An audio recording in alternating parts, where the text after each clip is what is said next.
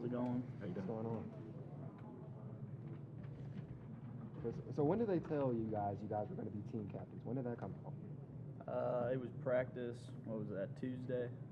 After practice, they let everybody know. And was this a coach's decision, or was this like voted or something? How did this come about? I'm pretty sure it was coaches, so unanimous, but they didn't really say. How did you feel about it? I think it's great. I feel like I have a large role on this team in the weight room, kind of on the sidelines and stuff like that. So. Coach Looper said you were a real leader in the running back room last year. Can you just kind of describe that role? Yeah, I mean, Cody's an amazing running back. Don't want him to have to worry about people being late, people doing the wrong thing, stuff like that. So I feel like I stepped up in that role, kind of in the weight room, sidelines, getting everybody where they needed to be, when they needed to be with everything. So.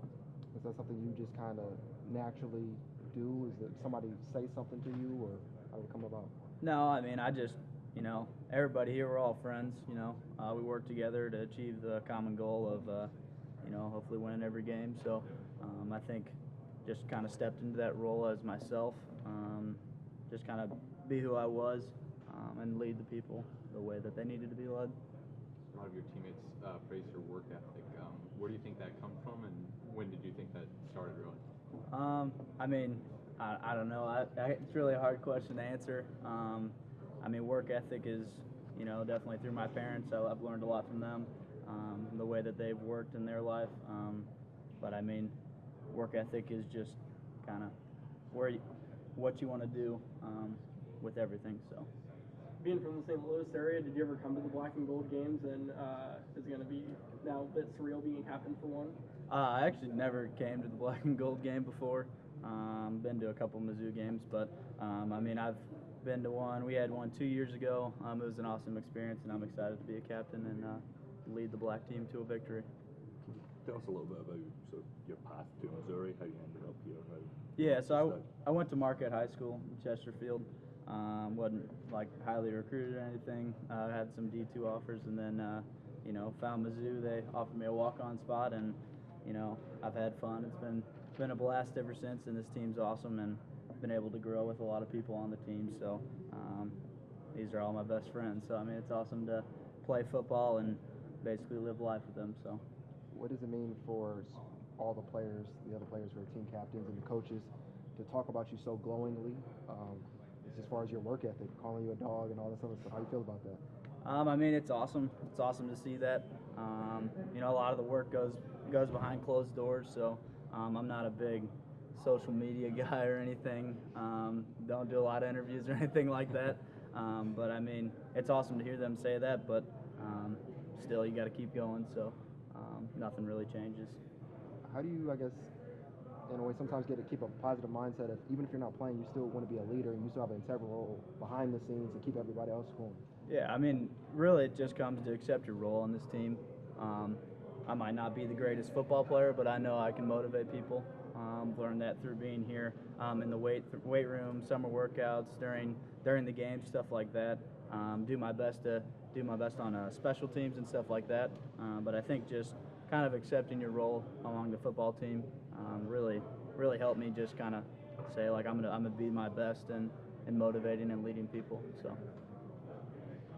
What are some things that you learned from Cody Schrader and just his time here? Yeah, I mean, he's one of the hardest workers I've ever met. I mean, he's up here every day. He's still up here. Training and stuff like that. So, I mean, his work ethic is by far way more than mine. And he's a great person too. So, I think just kind of learning from him. He's an awesome role model for me. But yeah, just kind of learning how he did it and then trying to follow in his footsteps. What do you have to say about Coach Looper and his impact? Yeah, I mean, Coach Looper's awesome. He's probably one of my best friends. I mean, he's a great person. He can talk about real life. Kind of built me into a man almost in that aspect. And that's what they're trying to do. Change young men into people who are going to succeed in life. And I think he does a great job with that, and everybody in the running back room.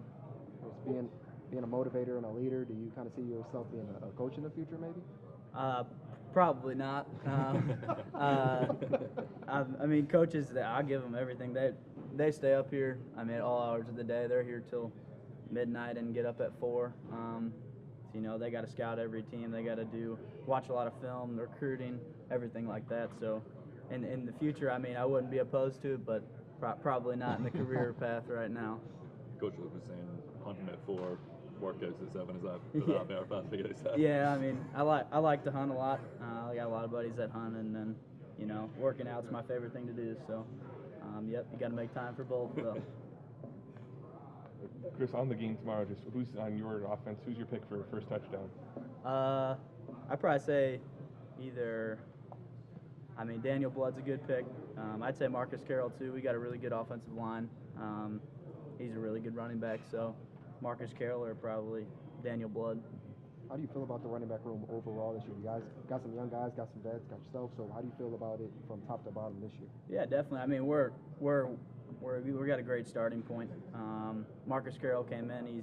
He's been playing great. Same with Nate Noel. Got a lot of speed, got a lot of size.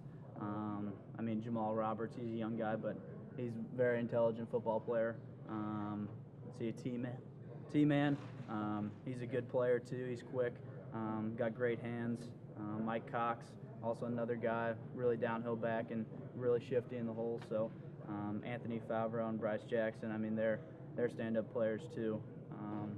And I think everybody just needs to accept their role. I mean, most of the time only one running back plays and everybody else has got to support. So I think just kind of working in that role going into summer and fall camp. So.